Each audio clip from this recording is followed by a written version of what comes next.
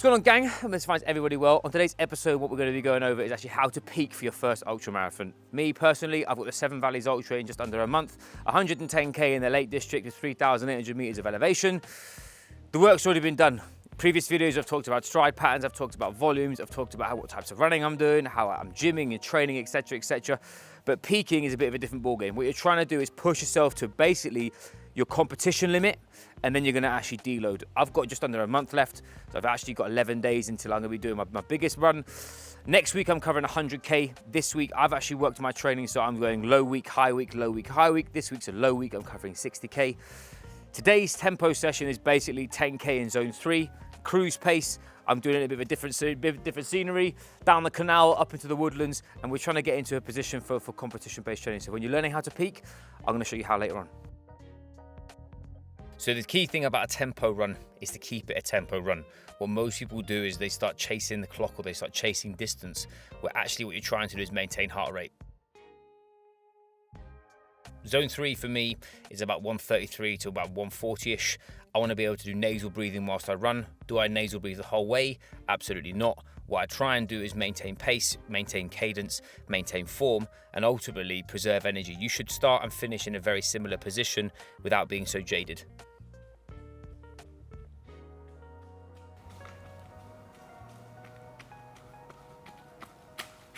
So, to recap, by the time Sam meets you back at home, about a K left, I'll be back in for 10k. That's that zone 3 tempo work done. Food, refuel. We'll then get into actually how I'm doing from a training standpoint, peaking, what exercise selection, more to the point, how you can take this information, use it for your peaking practice for an ultra or endurance event. I'll see you back at home.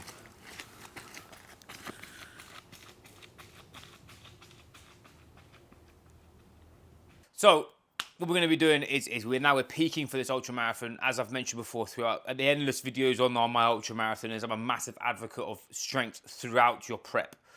The increase in volume, and now I'm getting to competition-based volume, which is higher amounts. So I've just did a week. Last week I did 75k.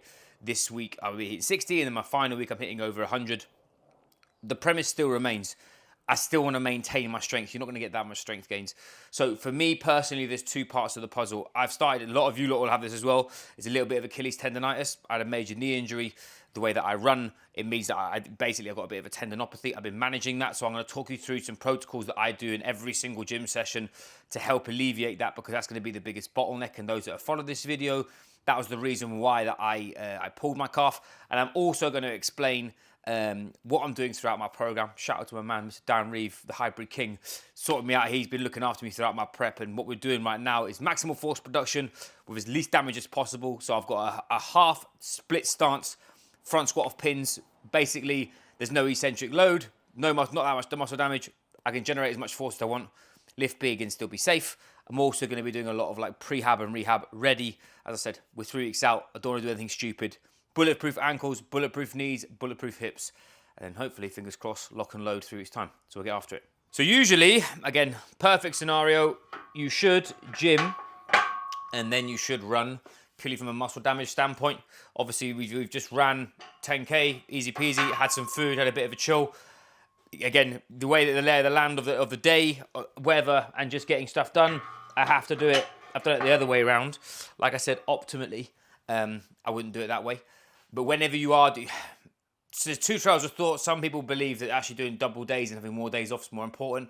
Or I like doing 6 days on, 1 day off. Personally, because the inner beast in me likes a bit of training, and I don't like having too many days off. Otherwise, I fill it full of more stuff that I want to adapt to as an athlete. So for me, the thing about peaking as well is because you're not doing maximal lifting, you can have the opportunity to be able to be a bit more malleable in relation to when you do train. But like I said, optimally, you want to be doing your strength stuff first and then your run second.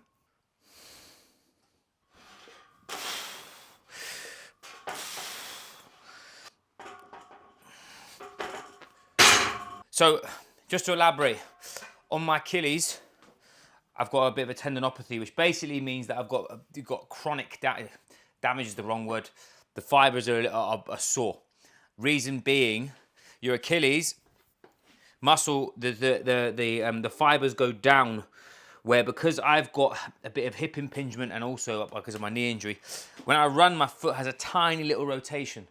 Those fibers aren't built for lateral movement. They're built for up and down. They generate and absorb force up and down. When we have sideways movement, it starts to break or cause inflammation. Now, that's why I've got Achilles tendonitis, and I said got a tendinopathy. What most people do is they do calf raises, and they'll do them flat on the floor from straight to here. The issue is you're not stretching that tendon. So technically what you're doing, you're growing big calves. I haven't got big calves. We all know I haven't got big calves. Stronger calves, guilty. But by going on to this exercise, what I've done, which is this is the ghetto version of a calf raise, but we're going to super load it. So I'm going at 120 for sets of 10 to 12. What we do is we raise our heels so that we, I get past these dumbbells. I raise my heels. So actually my foot starts in stretch. That stretches, that has that tendon on lengthening position. That means what happens as I contract, I'm strengthening my soleus or my Achilles tendon more so. What I'm trying to do is bring the strength ratios up. Currently, before I did this, just say it's 70-25, and that's why I'm getting smashed. And those that have followed my journey before, I had to really pull back on my volume because I actually tweaked my calf because of it, because my Achilles was weak. Now what I'm doing is that I'm really bullying my Achilles into getting stronger by loading it by 10% per week, but loading it very heavy. But other people, they'll get you to hang about with like a 3 kg kettlebell and you're doing all this rubbish. That's not going to help. Force generation's key when it comes down to tendinopathies. When it comes down to injury prevention, if you think about it from 110k, if you triple your force going through your knee every time you take a step, I'll be doing over 100,000 steps. So it's a lot of weight going through my legs, through my ankles, and ultimately you're only as strong as your weakest link. So just caveat, what I'm going to be doing is I'm going to do an elevated calf raise, which, as I said, this is the ghetto edition. The gym edition, which is actually for me is a lot better way of loading it. I don't really like those machines. It puts your hips in a weird place. That, I'm doing some groin stuff, some Copenhagen planks, and also some archer squats. And also what I'll be doing is a little bit of plyometric based stuff afterwards, leading into my pin squat. So just to be clear, you'll see I've put my foot plate underneath because my foot means my toe is above my heel.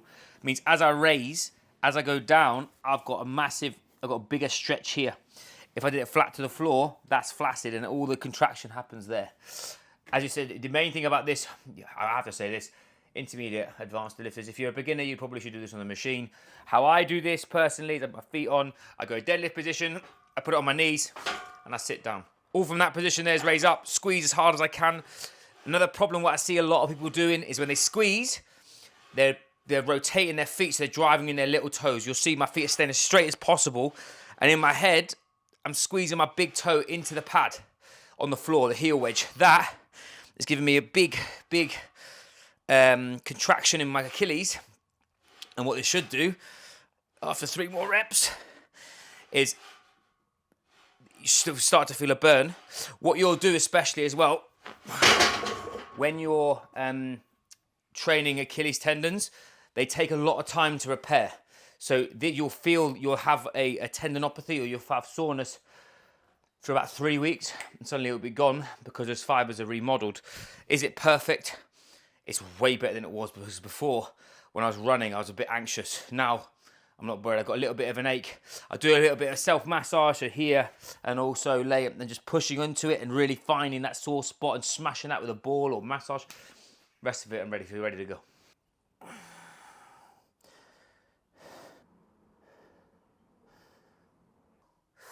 So one thing I see when it does for a Copenhagen plank is an isometric of your groin muscle. When you're doing this, is seeing that my shoulder, hip, foot, and ankle in one line. Too many times I see people flexing over and stuff. You want to be really sat on that elbow so I've got no weight on it. And I'm really driving my hip forward. I have this leg up because what that does, it turns, this makes it easier, that makes it harder. So another exercise that I'm doing is a front foot elevated heel raise. Very similar principle to that. So what you're doing is your maximal load in this. This from here is a bit of ankle stability. Same thing, big toe on the plate.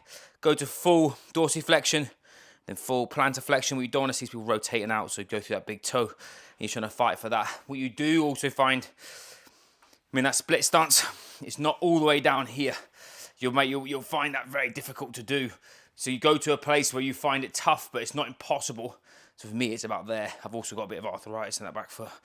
And it means I can actually get that calf raise and get it forward. Just make sure you're not leaning forward, but you should see shoulder, hip, and floor in the same position. So you've got loaded calf raise, Copenhagen plank, front foot elevated, heel raise, 3 rounds, 10 to 12 reps each. Lock those in. As I do some warm-up sets on my squat, I'm going to do a bit of plyometrics. Something that a lot of ultra-marathon endurance people forget is being able to absorb force. When you're running up and down trails and you're jumping on boulders, and where we're going in the Lake District, I'm not sure if we've got any knife edge stuff like in Snowdon, but I know that we've got some pretty big elevation. Being able to absorb force whilst your ankle's changing direction stems from being able to absorb force. Most people will do, I don't know, box jumps and that kind of stuff. That's not plyometrics. Plyometrics means reactivity off the floor. So remember to keep that in your training. So next exercise, the main piece is split stance, 2/3 front squat off pins. Reason why off pins, whenever you do an exercise, the lowering part of the movement, the eccentrics, where you cause the most amount of damage. The amount of running volume that I have, I don't want my legs to be sore, but I still want to be able to generate force, be strong, keep tissue on, be stable, strong, etc., etc. So by having it on pins, you'll see it's a bit loud. I'm only being aggressive on the way up, and I'm letting it land back on the pins dead, so that basically then I don't have to absorb that force. I just have to generate it, and I'm using a front position rather than a back squat purely. You need abs. This is anteriorly loaded, it's called. It means that it's loaded in front of me, which means that I'm loading my abs before anything, which means that I'm going to be more stable. At this point in an ultra marathon peaking, no one gives a monkeys about how much you back squat or how much you deadlift. Even those who are claiming to be pure hybrid, just powerlifting and just endurance, massively counter argument them, saying right now energy preservation, competition-based training and being specific means being fast, strong, lean and capable, and being able to dominate across your actual chosen sport, in comparison to, as we're leading into it, you can chase many rabbits, i.e. your squat, bench, deadlift, etc. Right now, minimum effective dose gets in relation to my strength, and then obviously increasing that running volume over time.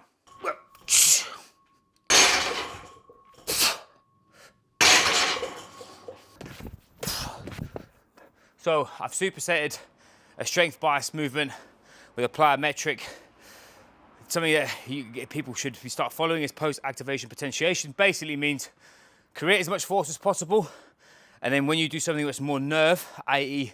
how fast you can contract a muscle, the thought process is that actually helps, and it does stimulate more muscle growth, adaptation and strength over your next steps and in the next coming weeks. So strength into a ballistic base plyometric, or squat jump, or you can use throws and stuff too. Can be very, very helpful.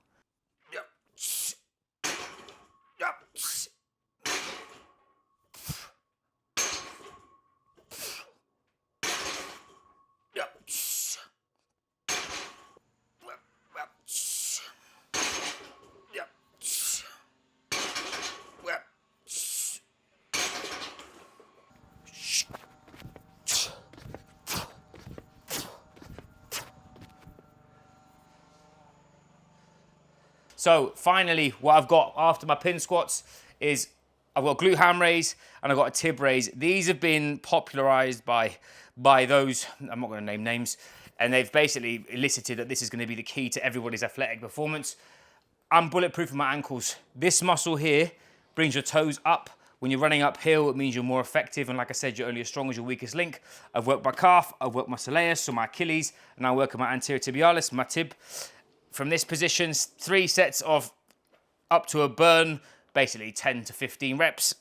That and a glute ham raise to finish. Those that have watched that before, I've got poor knee mechanics, and this the reason being for previous injury, so I have to use those, and that's my sessions for peaking for my ultra. I've got this, and then the rest of the sessions throughout the week are 2 upper body sessions, 1 strength with a pause rep bench, and then 1 of them is just a hypertrophy session. Because obviously, if you can run up mountains, you've got to try and have as big arms as possible.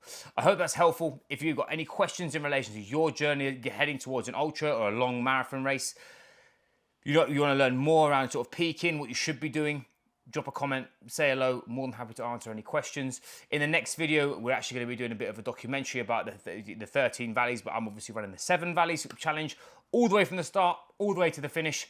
How it goes, I'll see you in 4 weeks' time.